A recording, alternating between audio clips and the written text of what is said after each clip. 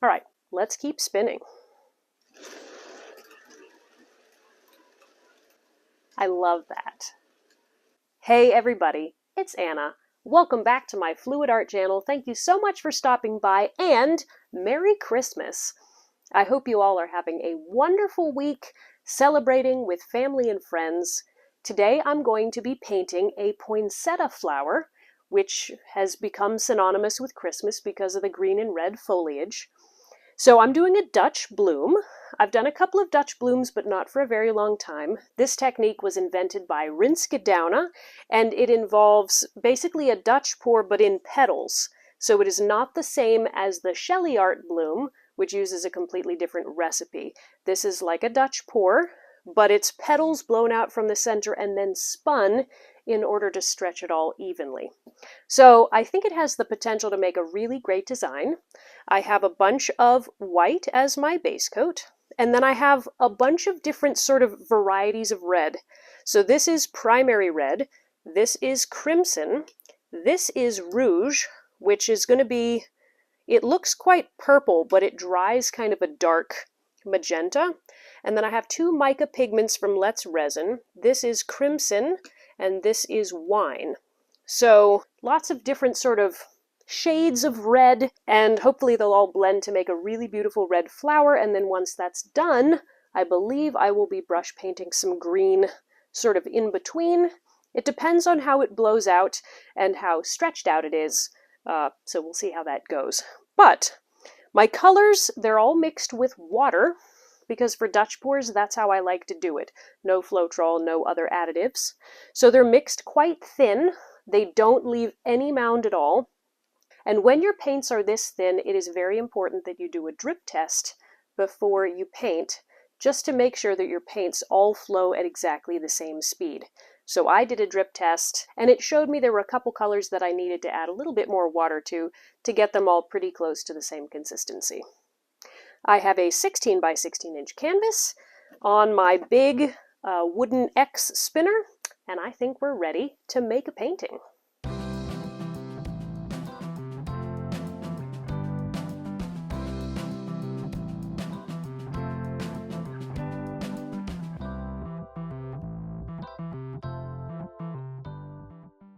I'm going to start by putting down a base coat of white on the canvas. And no, this is not a pillow. A pillow is for the Shelly Art bloom. It's usually straight house paint or another paint that's just mixed very thick. So this is definitely not a pillow. This is a base coat. Base coat is when it's the same consistency as your other paints and you're just putting it down as a first layer. But I want to get everything covered so that our paints can flow really well across the canvas. All of my paint brands, colors, and information on how I mix them is down in the video description, so check that out if you're curious. Get my sides covered.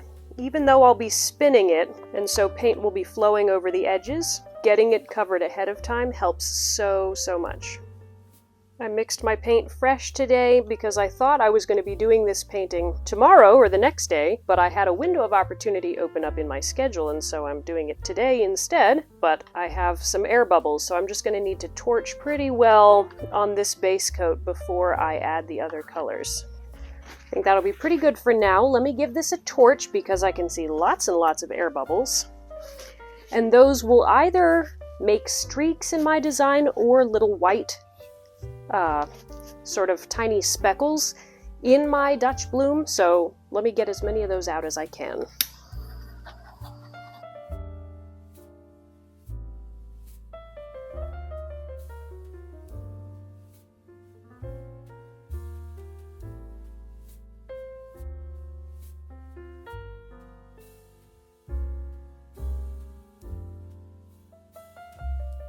Alright, I think most of the air bubbles are out, so now I'm going to add some more paint in the middle.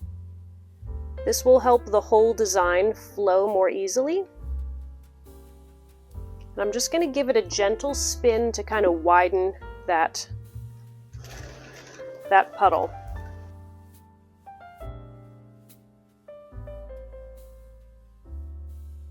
Okay, and then I'll torch that center puddle. All right, it's time to start layering our little puddle. So I'm going to start here with crimson. That's sort of the main color that I want. I'm just going to check that that's centered. It is not centered top to bottom. There we go. Now it's oblong, but it's at least centered top to bottom and side to side. All right, I'm going to add a little bit of this rouge. Oh, don't want a ton. And then these two metallics.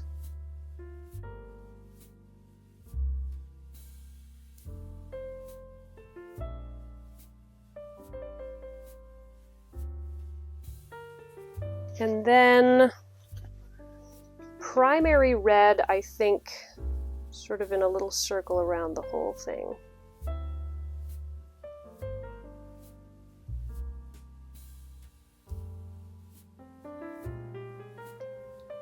Okay, so we'll see how that turns out. Now for the middle of the flower, I'm not adding gold or anything because I will be brush painting on a center of the flower. So I'm just trying to make the petals right now, and the middle color doesn't matter as much.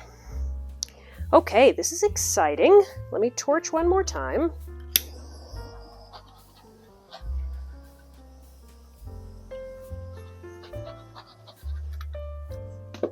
Alright, so I have my little MHU hair dryer, and I'm going to blow sort of 5 petals, and I'll spin the canvas so I don't have to like go in multiple different directions, and then we'll see how that looks.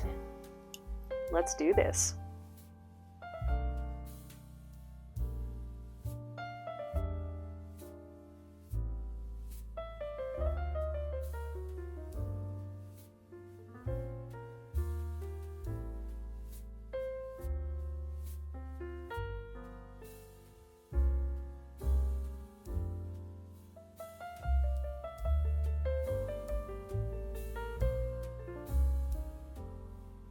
Wow, that is really pretty. So what's interesting is I'm getting a lot of cells coming up, which means my red colors are a lighter density than my white paint, which is not surprising. Titanium white is quite a heavy paint. Now, I'm not sure whether those cells are going to continue to grow and completely take over. I think it might be the rouge that's forming most of the cells, because that is a Master's Touch acrylic paint, which I know are generally lower density. So it may just be that in the mix that's causing all of this. I don't mind it. It's really pretty. The metallics are mostly in the middle. I can't tell how much of them blew out with the other colors. It's a really pretty blend. Before I spin it, I'm going to try to make the petals a little bit more defined by just pulling my finger in. That worked well, but I want to put my finger all the way down to the canvas.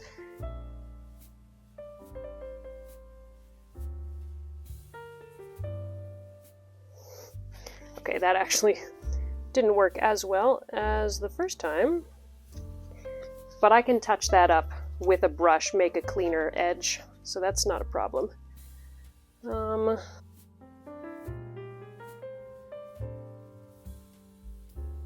Yeah, I really love that. It'll be interesting to see how the cells stretch out, whether they stay really cell-like or whether they, you know, kind of warp as the whole thing stretches. All right, so I'm trying to figure out, it's fairly centered. This is where there's less, but if I'm adding some leaves afterwards, it's okay if it's not, you know, absolutely perfect all the way around. All right, let's go ahead and give this a gentle spin, see how it looks.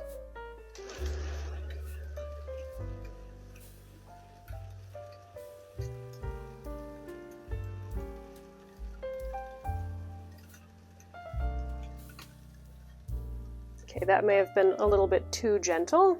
I'm wondering if I have enough paint to fully cover, so I'm going to pour just a little bit more paint here around the edge. I'm trying to keep it really even, because extra flow paint can also kind of pull your colors along and make them stretch better. So you don't want to add like a ton of flow paint on one side and not a lot on the other side. All right, let's keep spinning.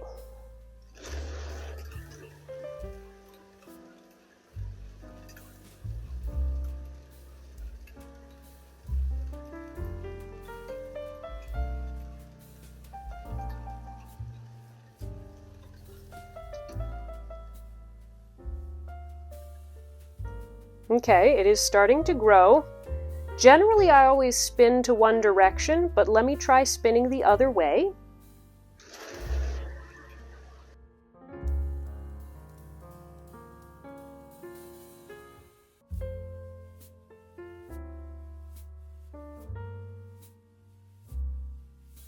This is really fun. It's getting kind of spiky and crazy, which is fine because poinsettias are kind of like all over the place flowers.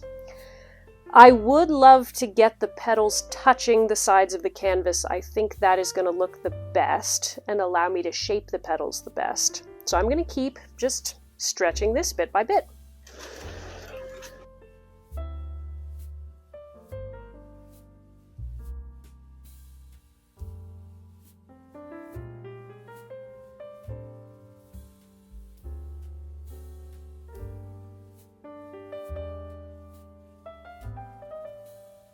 Okay, so we're starting to touch here. That's great. I think we need maybe a little bit more flow paint here. Help it all cover.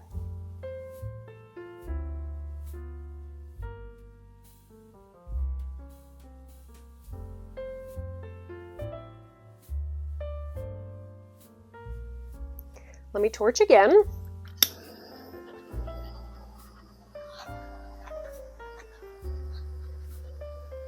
And I'm especially torching just on the white base coat, less in the design, because I don't want to make lots of white speckles in the design.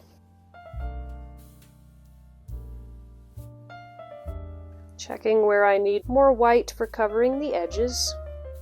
Just a little bit there, a little bit more along here.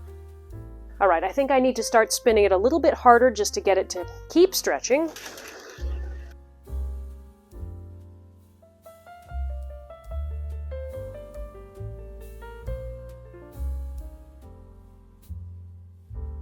This flower is crazy. It's a little less like a poinsettia and a little bit more like a, I don't know, carnation or something. All right.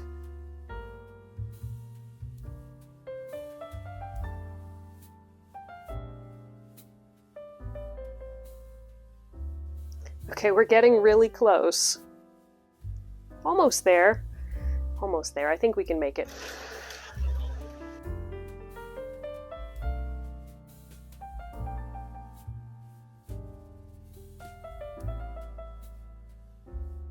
Okay, I made it. All right, so the next thing I'm going to do really quickly is some of these areas that are wild, I'm going to reshape just a little bit. Like, I don't love this, so I'm going to take my palette knife and just reshape the petal slightly.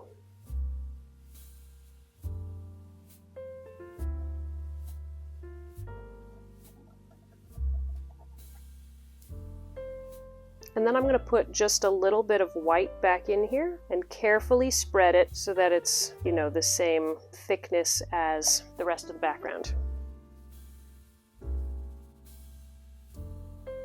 Yeah, I like that better with it not quite so crazy. Honestly, I don't really mind the other petals that much.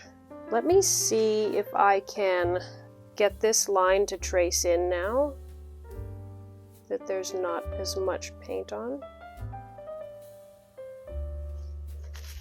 Yeah. Then I'm just going to scoop up a little bit of white paint here and sort of lay it down in that crack a bit.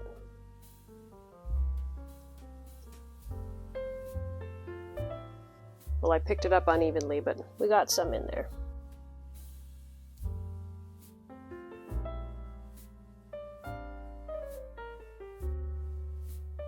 Okay, since that went so well, I'm going to try to do this one also. Okay, so that went quite heavily into the middle. Still looks good overall. Bring in some white. I'm just looking at the edges of my petals and going, there's a lot of white, they're very jagged. I'm going to have to add a lot with a brush in order to make them look nice, and I thought, why not just do it now? So I'm going to take my primary red. We'll start on this petal, which is the one I've already sort of altered. Actually, we'll start right here. Because there's this little bit. So I'm just going to put some of this primary red here and add to it, let's say, a little bit of this wine, just so that it's not all the same. All right, now you can't see this because I'm going to be blowing towards myself, but I'm just going to blow it over the edge here.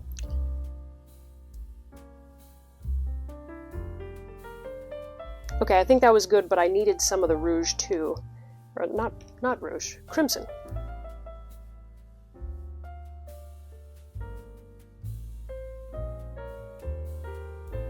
All right, so I'll spin it around. So now that petal is much more solid, which I like. If I can make it a little bit more solid now, then I don't have to do that work later. So let's do this petal next. So do you see how it's very sort of almost candy cane striped? So I'm going to add a bit of some of the other reds, not a huge amount, but enough that I can bring that color down and make these petals look a little bit more defined all the way out to the edge. Okay, with this one I'll add some of the other metallic. Well, maybe I'll add some of both. What I'm not going to add is the rouge because I don't want to make any more cells at this point.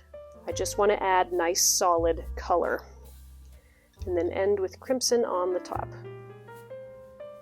All right, and I will gently blow that over the edge.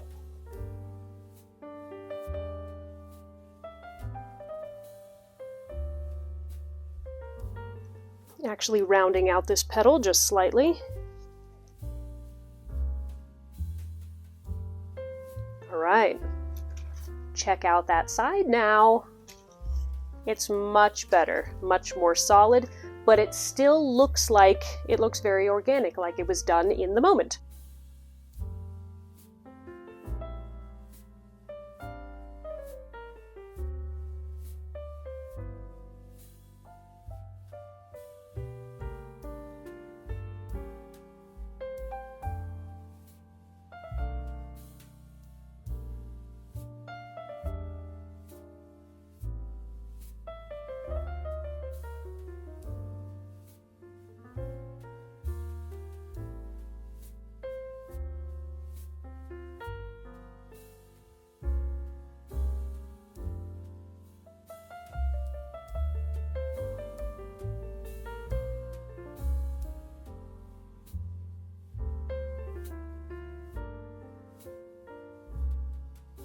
All right, this is looking so much better. The sides are looking way cleaner.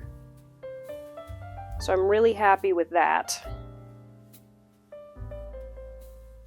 And I like the shape of the petals in the rest of it too. They're a little wild and crazy, but it'll look good, I think, with some green layered under some of it. Not all of it, but you know, maybe in a few points like here. I don't know. I'll have to think about where the green is going to go because I don't want to fill the whole background with green. I like having some white, but I think I'm finished with this. There may be little bits and pieces where I'm like, oh, let me just stick my finger in there and fix that little point.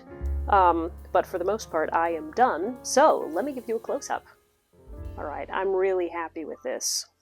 So those cells that we had at the outer edge of the petals, they did get stretched and warped, which looks a little bit messy, but it's okay. I didn't need to have really, really clean petals. And the cells, I don't find them too distracting because they've stretched out. So that's where I sort of made that trail inwards, and I'll clean that up with a brush. There's another trail. And here along the edge, you can tell a little bit where I've added the extra drops of paint, but it really is not that noticeable and I can clean it up later if it is bothering me. That center is really pretty, actually. It's very subtle with the metallic in there on the Rouge. Unfortunately, I think I'm going to be covering all that up with some sort of yellow or gold center. I'll have to think about that. But I love the overall layout of this. It looks very much like a hibiscus flower, so it'd be very interesting if this was not only a Christmas painting, but also a sort of tropical summer painting. 2 for 1. Anyway, I'm going to let this dry, and then I'll come back and show you what I do next. Okay, it's dry. So it mostly dried well, in terms of the paint didn't shift.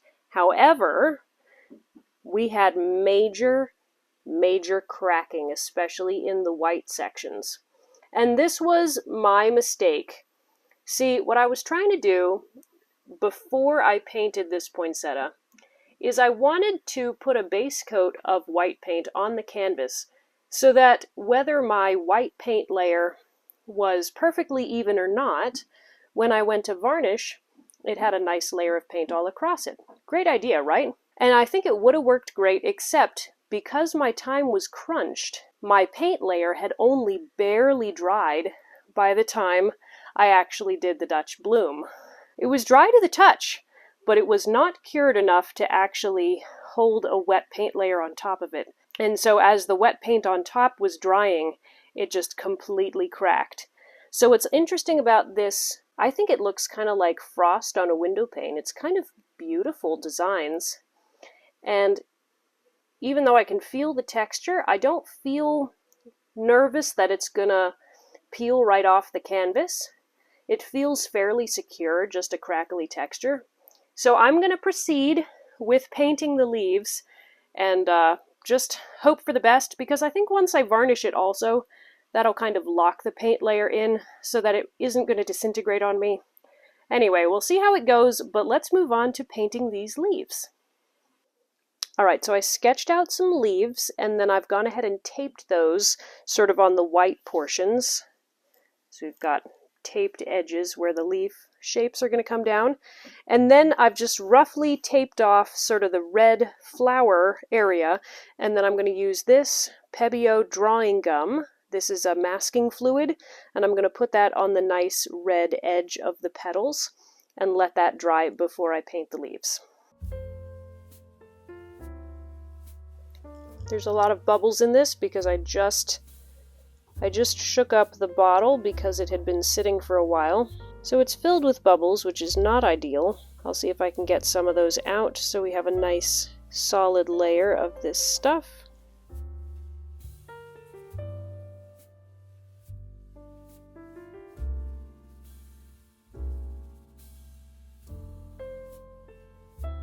Okay, I got out a lot of the bubbles just by blowing gently on it. Alright, that section is done. Let's move on to the next one.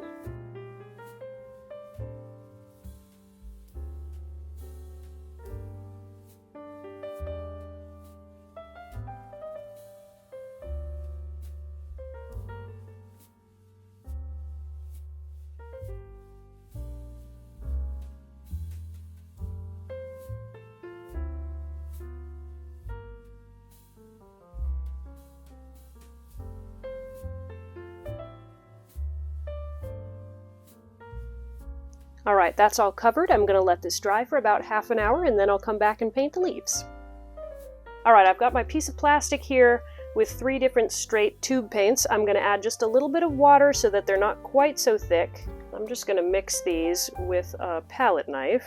You could do it with a brush, but because I'm using kind of one brush primarily, palette knife is easier to clean than a brush.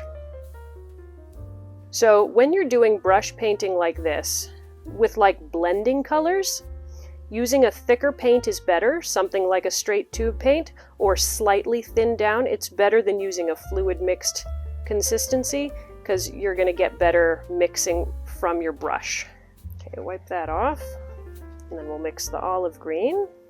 So this is thinner, but it's still definitely not fluid acrylic level of thinness.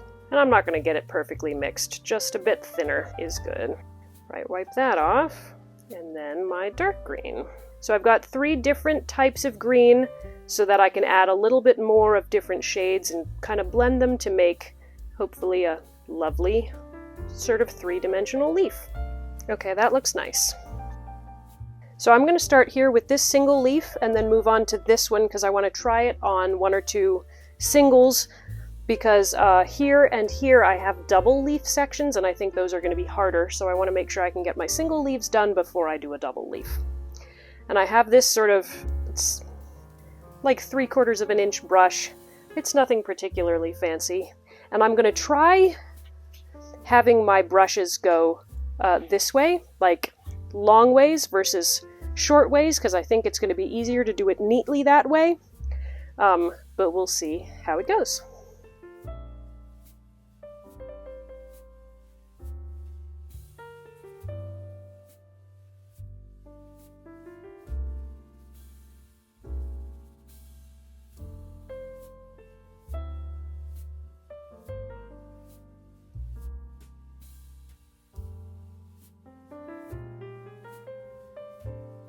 Alright, so I have a base layer painted on here, and I think because of the level of water that I added, it's not quite as opaque as I would like. So I'm going to let this dry and then layer on a little bit more after. So as I'm waiting for that, I'll do this one. Then I'll add the second layer to this and pull up the tape and see how it looks.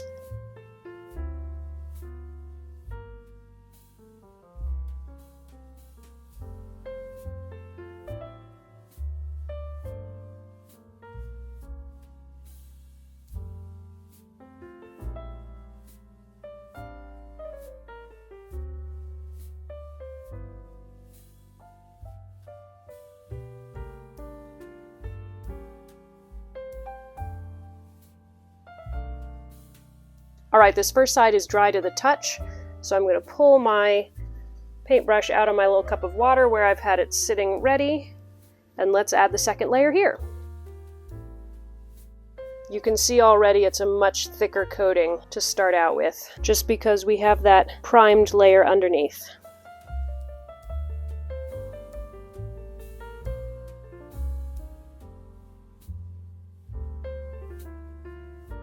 Okay, I really like that blending. It's lighter on the sides, a little darker at the base and in the middle, and I've even blended some here along here.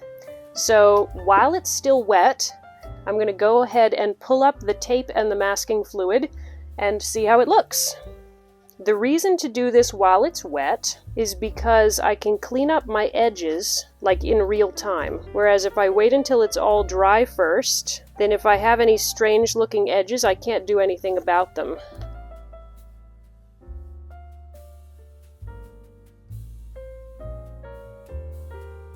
Okay, overall that looks really great. I love the nice brush painted sort of gradient that we get. Now there's little kind of tendrils where the masking fluid pulled up in like little strings, but those will be very easy to brush paint with more of a fluid mixed paint once this is dry. Same with my edges. I think I'll clean those up later rather than cleaning them up now.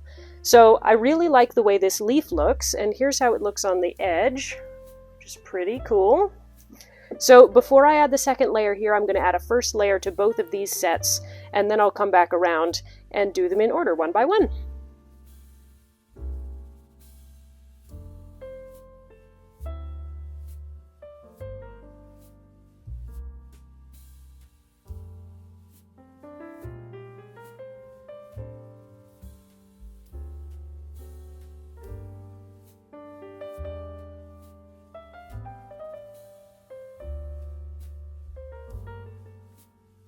That's looking nice, so I'm going to pull the tape up there.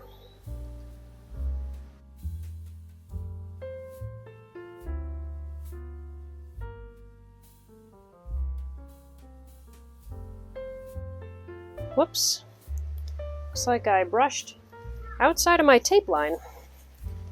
This is why I'm pulling up the tape while the paint is still wet, because I have a chance of getting a lot of that green off. I don't think I'll get all of it off, but I can get a lot of it up here. Here we go. Get it with some water, and I can always paint a little bit of white over that if I didn't get it all up. Here we go, saved it. Okay, this one looks great too.